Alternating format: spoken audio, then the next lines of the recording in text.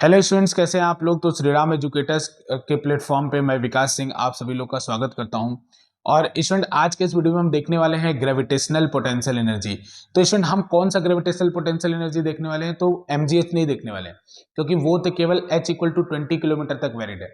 ठीक है ना स्टूडेंट, हम वो ग्रेविटेशनल पोटेंशियल एनर्जी देखने वाले हैं जो किसी भी केस में वैलिड है और किसी भी दो मास के लिए अप्लाई होता है। ठीक है स्टूडेंट, तो चलिए वीडियो स्टार्ट करने से पहले हम आपको एक बात बताना चाहते हैं स्टूडेंट कि हमने क्लास 11th के लिए एक इम्पॉर्टेंट डिराइवेशन है, उसको एक ही प्लेलिस्ट में हमने रिकॉर्ड किया है स्टूडेंट। अगर उस प्लेलिस्ट को आप देखना चाहते हैं तो डिस्क्रिप्शन में उसका लिंक दिया हुआ है।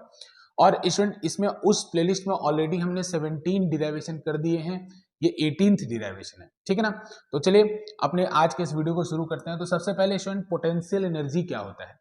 अगर मास के टर्म में बात करें स्टूडेंट, तो अगर कोई सिस्टम ऑफ मास है, जैसे अभी दो मास की बात करेंगे कि दो मास एक दूसरे के पास रखे हुए हैं, तो ऐसा एज्यूम करेंगे कि पहले ये दोनों मास इन्फिनिटी पे थे। जब इन दोनों को एक साथ लाया गया तो इन दोनों को एक साथ लाने में कितना वर्क डन करना पड़ा, उसी को हम कहेंगे ग्रेविटेशनल पोटेंशियल एनर्जी। यानी एक बात बोल सकता हूं स्टूडेंट कि it is the energy required to create the system of masses. ठीक है ना, ये बोल सकते हैं, या इसी का उल्टा ये भी बोल सकते हैं कि अगर उन मासेस को वापस इन्फिनिटी में भेजना हो तो हमें कितना एनर्जी देना पड़ेगा, वो है हमारा ग्रेविटेशनल पोटेंशियल एनर्जी। तो चलिए स्टूडेंट, हम दो मास सिस्टम के लिए ग्रेविटेशनल पोटेंशियल एनर्जी निकालेंगे। जैसे एक मास m1 है, एक मास m2 है, इनके बीच में डिस्टेंस अगर r है, इनके सेंटर के बीच में, तो इनका ग्रेविटेशनल पोटेंशियल एनर्जी क्या होता है स्टूडेंट? तो ये होता है minus G m1 m2 by are. इसी का डेरिवेशन हम लोग करने वाले हैं कि भाई ये जो minus G m1 m2 by are है, ये कैसे आता है। तो देखिए स्टूडेंट, सबसे पहले हम क्या करेंगे, एक मास को लेंगे। जैसे मान लीजिए मैंने m1 मास को ले आया। ठीक है, अब स्टूडेंट m1 मास को लाने में मान लीजिए पूरे ब्रह्मांड में कुछ नहीं था, केवल ये m1 मास था। तो m1 मास को लाने में मुझे कोई भी वर्क डन नहीं करना पड़ेगा, क्योंकि कुछ और था ही नहीं, तो किसी के अगेंस्ट वर्क करना ही नहीं पड़ेगा।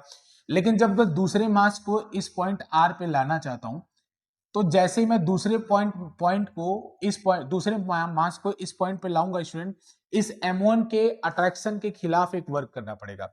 ठीक है ना, तो उस m1 के खिलाफ कितना वर्क डन करना पड़ेगा, तो वो हमें निकालना पड़ेगा स्टूडेंट। तो उसके लिए हमारे पास एक फॉर्मूला है वर्क डन का, वही वर्क डन स्टूडेंट कन्वर्ट हो जाएगा पोटेंशियल एनर्जी में। तो यहाँ पे वर्क डन निकालने के लिए हमें ये देखना होगा स्टूडेंट कि फोर्स कांस्टेंट है या वेरिएबल। तो अगर फोर्स वेरिएबल होता है तो हमें इंटीग्रेशन का सहारा लेना पड़ता है। तो इसको निकालने के लिए स्टूडेंट हमें इंटीग्रेशन का सहारा लेना पड़ेगा, क्योंकि इस केस में हमारा फोर्स क्या है, वेरिएबल। आप जानते हैं ग्रेविटेशनल फोर्स का फॉर्मूला क्या है, G m1 m2 by R square.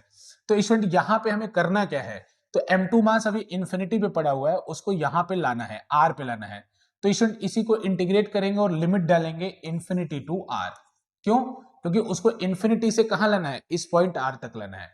और ये f जो है किसके बीच में होगा, तो इस m1 मास और वो जो m2 मास हम ला रहे हैं उनके बीच में होगा।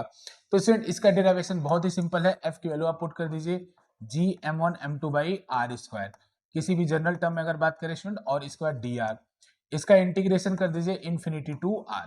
ठीक है ना, तो स्टूडेंट आप देखिए यहाँ पे इधर मैं कर रहा हूं कि G m1 m2 क्या है, कांस्टेंट है। G m1 m2 क्या है, कांस्टेंट है। तो ये इंटीग्रेशन के बाहर आ जाएगा, अंदर क्या बचेगा, 1 upon R square d R infinity to R, ये बचेगा।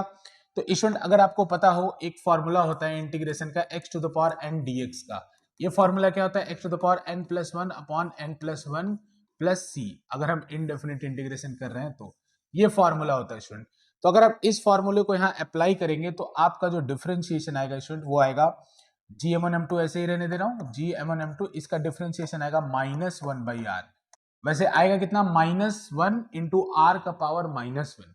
तो आर के पावर माइनस वन को मैं क्या लिख सकता हूँ, वन बाई आर। और स्टूडेंट जब आप डेफिनेट इंटीग्रेशन करते हो तो ऐसे लिखना चाहिए ब्रैकेट, फिर नीचे वाला लिमिट लिखना चाहिए, फिर ऊपर वाला लिमिट लिखना चाहिए। ठीक है ना, तो स्टूडेंट इसी को मैं नीचे थोड़ा सॉल्व कर रहा हूँ। एक बात याद रखना है, ये दोनों चीजें सेपरेट है, तो थोड़ा सा मैं लाइन बना दे रहा हूं ताकि जो पीडीएफ आपको मिले उसमें आपको कंफ्यूजन ना हो। ठीक है ना, ये दोनों चीजें अलग है स्टूडेंट। अब इसके बाद हमने फिर इधर वाला कैलकुलेशन किया है। तो स्टूडेंट सबसे पहले अब इसमें वैल्यूज अगर हम पुट करें इस सिचुएशन में, तो क्या वैल्यू आएगी स्टूडेंट, तो u का वैल्यू निकल के आएगा minus G m1 minus G m1 m2, minus मैंने बाहर निकाल लिया स्टूडेंट। अब उसके बाद क्या होगा, वन बाई, पहले आपको क्या करना है, अपर लिमिट डालना है, तो वन बाई आर, फिर माइनस साइन लगा के लोअर लिमिट डालना है, वन बाई इंफिनिटी। तो स्टूडेंट 1 बाई इंफिनिटी कितना होगा 0, 1 बाई इंफिनिटी 0 होगा, तो यहां से u की वैल्यू कितनी निकल के आएगी minus G m1 m2 by R, minus G m1 m2 by R. ये हमारा फाइनल डिराइवेशन है। अब देखिए स्टूडेंट, कुछ लोग पूछेंगे कि ये डिराइवेशन में नेगेटिव क्यों आता है। तो स्टूडेंट जितना भी इस पूरे दुनिया का अट्रैक्टिव फोर्स है उनका पोटेंशियल एनर्जी हमेशा नेगेटिव आता है, ठीक है ना स्टूडेंट। तो याद रखिएगा, सबसे पहले इसका प्रूफ कैसे, तो सबसे पहले ये वाला स्टेप है, फिर उसके बाद स्टूडेंट ये वाला स्टेप है। यहाँ पे क्या लिखा गया है, तो मैथ्स का फॉर्मूला लिखा गया। उम्मीद है ये छोटा सा लेक्चर आपको पसंद आएगा स्टूडेंट। बहुत बहुत धन्यवाद। बंद करो आज।